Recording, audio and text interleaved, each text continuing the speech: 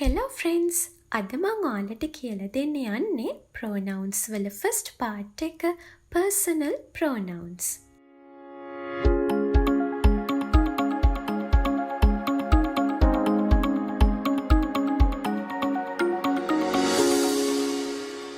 අපි මුලින්ම බලමු personal pronouns කියන්නේ මොනවද කියලා. Personal pronouns are used for a specific person, animal or object. Personal pronouns අපි භාවිතා කරන්නේ වාක්‍යයක සඳහන් කරලා තියෙන විශේෂ පුද්ගලයෙක්, සතෙක් හෝ යම්කිසි දෙයක් වෙනුවෙන්. Personal pronouns අපි තවදුරටත් subparts ඒ කියන්නේ උපකොටස් දෙකකට බෙදනවා. ඒ තමයි subject pronouns and object pronouns. Subject pronoun එකක් කියලා කියන්නේ a pronoun that takes the place of a noun as the subject of a sentence. වාක්‍යයක උක්තයේ එහෙම නැත්නම් කර්තෘගේ ස්ථානය ගන්න සර්වනාම පදවලට තමයි අපි subject pronouns කියලා කියන්නේ. එතකොට object pronouns කියලා කියන්නේ a pronoun that receive the action in a sentence. යම්කිසි වාක්‍යයක ක්‍රියාව ලබා ගන්න එහෙම නැත්නම් ක්‍රියාවට හසු වන ඒ වාක්‍යයේ කර්මයේ ස්ථානය ගන්න සර්වනාම පදවලට තමයි object pronouns කියලා කියන්නේ. අපි ඒක පැහැදිලි කරගමු මේ example එකෙන්. My brother likes music. මගේ සහෝදරයා කැමති සංගීතයට. පුංචි කාලේදී ඔයාලා ඉගෙනගෙන ඇති සිංහල වාක්‍යයක ප්‍රධාන කොටස් තුනක් තියෙනවා. ඒ තමයි උක්තය, ආඛ්‍යාතය සහ කර්මය. ඉතින් ඉංග්‍රීසි භාෂාවේදීත් ඉගෙන ගන්න පහසු වෙන්න sentences විවිධ කොටස් වලට බෙදලා දක්වනවා. මේ උදාහරණයෙන් මම ඔයාලට දීලා තියෙන්නේ බොහොම සරල වාක්‍යයක්. මේ වාක්‍යයේ විදිහට subject එක ඒ කියන්නේ උක්තය එහෙම නැත්නම් කර්තෘ පදය වෙන්නේ my brother. සාමාන්‍යයෙන් අපි වාක්‍යයක subject එක කියලා හඳුන්වන්නේ ක්‍රියාවට මුල් වෙන එහෙම නැත්නම් ක්‍රියාව සිදු කරන පදය. මේ වාක්‍යයේ verb එක ඒ කියන්නේ ක්‍රියාව වෙන්නේ likes. එතකොට මේ වාක්‍යයේ කර්මය එහෙම නැත්නම් object එක වෙන්නේ music. කලිනුත් මම ඔයාලට කියලා දුන්නු විදිහට sentence එකක object එක වෙන්නේ ක්‍රියාව ලබා ගන්න එහෙම නැත්නම් ක්‍රියාවට හසු වෙන පදය. According to this sentence, my brother likes what? මගේ සහෝදරයා කැමති මොනවටද? සංගීතයට. ඒ කියන්නේ music තමයි object එක වෙන්නේ. මේ chart එකෙන් personal pronouns වල summary එකක් දීලා තියෙනවා. මම මේක ඔයාලට briefly explain කරන්නම්. මොකද වීඩියෝ එකේ ඉස්සරහට ඒ pronouns වෙන වෙනම discuss කරන නිසා. සිංහල භාෂාවේදී අපි සර්වනාම පද උත්තම පුරුෂ, මධ්‍යම පුරුෂ හා ප්‍රථම පුරුෂ කියලා කොටස් තුනකට බෙදනවා. ඉංග්‍රීසි භාෂාවේදීත් අපි ඒ වගේම pronouns first person, second person and third person කියලා types තුනකට බෙදනවා.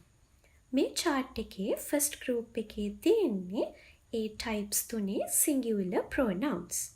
First person singular pronouns වලින් subject pronoun එක වෙන්නේ I, මම. object pronoun එක me, මට. second person singular subject and object pronouns දෙකටම එන්නේ you. සිංහල meaning එක නම් මේකේ වෙනස් වෙනවා ඔබ සහ ඔබට කියලා. third person වලදී singular subjects and objects pronoun තුනක් තියෙනවා වෙන වෙනම. he ඔහු, him ඔහුට.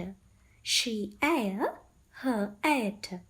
it ඌ එහෙම නැත්නම් එය. ඒකේ object pronoun එකත් itම තමයි.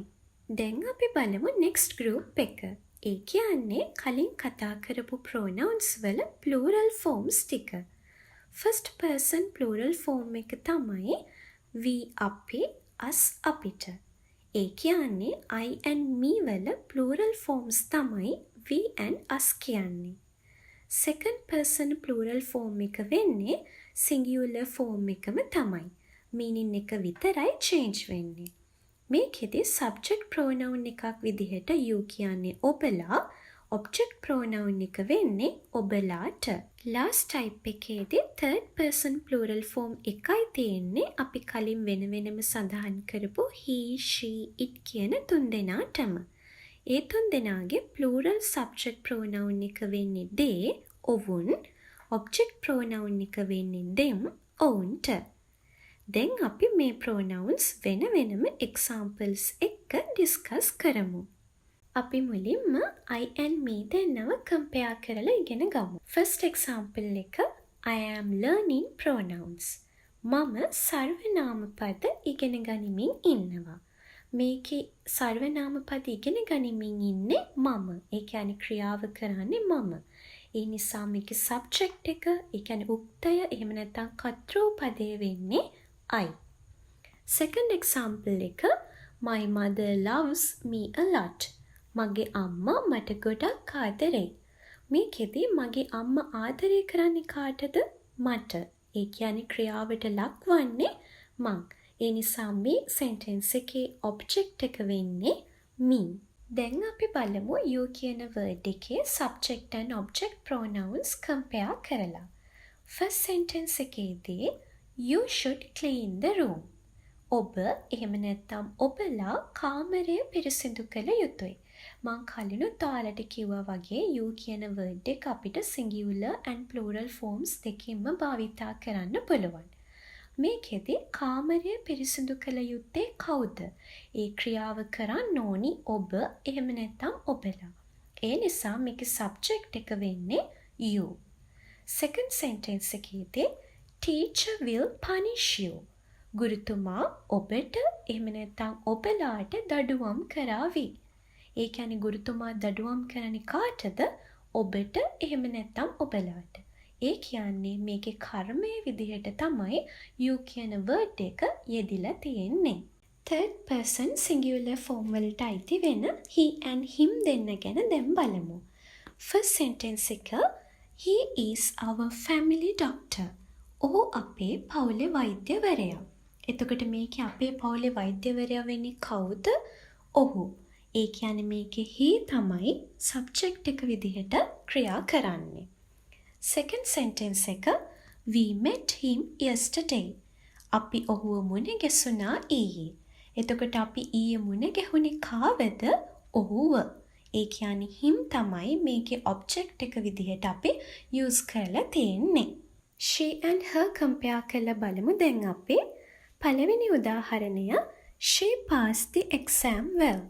ඇය විභාගය හොඳින් සමත් වුණා. මේකේ විභාගය හොඳින් සමත් වුණේ කවුද? එහෙම නැත්නම් මේ ක්‍රියාව කළේ කවුද? ඇය. ඒ කියන්නේ ඇය එහෙම නැත්නම් she තමයි මේකේ subject එක වෙන්නේ. දෙවෙනි sentence එක the government gave her a scholarship. රජය ඇයට ශිෂ්‍යත්වයක් දුන්නා. මේකෙදි ඔයාලට පුංචි ප්‍රශ්නයක් මතුවෙන්නේ නැති මොකක්ද හරි object එක කියලා. බැලුව බැලමටම ඔයාලට පේනවා මේ sentence එකේ objects දෙකක් තියෙනවා. ඉතින් මේකේ තියෙන එක object එකක් අපි හඳුන්වනවා direct object එක. අනිත් object එක අපි හඳුන්වනවා indirect object එක. ඉතින් දැන් ආයෙත් ගැටලුවක් එනවා කොහොමද මේ දෙන්නගෙන් direct object එක හොයාගන්නේ? කොහොමද indirect object එක හොයාගන්නේ? ඉතින් කලින් කරා වගේම මේ වාක්‍යනොත් අපි question එකක් අහලා බලමු. රජය මොනවද දුන්නේ? රජය දුන්නේ scholarship එකක්, ශිෂ්‍යත්වයක්. බොහොම ලේසියෙන් එකට answer එක දෙන්න පුළුවන්. නමුත් ඇයට කියන උත්තරය ගන්න නම් අපිට අර scholarship කියන වචනේත් උදව් කරගෙන තමයි ප්‍රශ්නේ අහන්න වෙන්නේ. රජය ශිෂ්‍යත්වයක් දුන්නේ කාටද? අන්න එතකොට අපිට කියන්න පුළුවන් ඇයට කියලා. අන්නේ හින්දා මේකේ direct object එක වෙන්නේ අපිට ලේසියෙන් අහන්න පුළුවන් question එකේ answer එක වෙන්නේ scholarship. ඒ වගේම indirect object එක වෙන්නේ her. ඉතින් ඉංග්‍රීසි භාෂාව වගේම සිංහල භාෂාවේදීත් මේ විදිහට කර්මයන් දෙකක් භාවිතා වෙන වාක්‍ය අපිට නිරන්තරයෙන්ම හම්බ වෙනවා. අන්නේ නිසායි මම මේ example එක ඔයාලට දුන්නේ. දැන් අපි බලමු it කියන word එකේ subject and object types compare කරලා. number 1 it was playing with the ball. ඌ සෙල්ලම් කරමින් හිටියා බෝලයක් සමග. එතකොට බෝලයක් සමග සෙල්ලම් කරමින් හිටියේ කවුද? ඌ. ඒ කියන්නේ මේකේ it තමයි subject එක වෙන්නේ. Number 2, the students must finish it quickly. සිසුන් ඉක්මනින් එය අවසන් කළ යුතුයි. ඉතින් මේකෙදි සිසුන් ඉක්මනින් අවසන් කළ යුත්තේ මොකක්ද? එය. ඒ නිසා it තමයි මේකේ object එක විදිහට ක්‍රියා කරන්නේ. අපි දැන් බලමු I and me දෙන්නගේ plural forms වෙච්ච we and us ගැන. First example එක තමයි we go to the beach every weekend. අපි සෑම සතියන්තයකම වෙරළට යනවා. සෑම සතියන්තයකම වෙරළට යන්නේ කවුද? එහෙම නැත්නම් මේ වාක්‍යයේ ක්‍රියාව කරන්නේ කවුද? ඒ තමයි අපි. ඒ කියන්නේ මේකේ subject එක තමයි we. Second example එක the elders always give us advices.